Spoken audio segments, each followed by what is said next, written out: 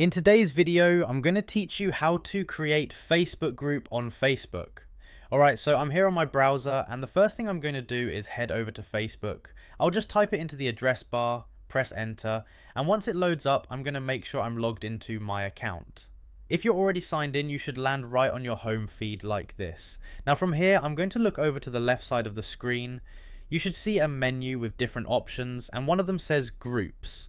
I'm going to go ahead and click on that. Once I do, it takes me to the groups section where I can see any groups I'm already part of. Alright, so now that I'm in the groups area, I'm going to look for the option that says create new group. It's usually pretty easy to spot. I see it here, so I'll click on that. And now a new window pops up where I can start setting everything up. So at this point, I'm going to enter a group name. I'll just click into the text field and type the name I want for my group. You can take a second here to think about what you want to call it, but I'm just going to type something in so we can keep moving. Once that's done, I'm going to move down to the privacy settings.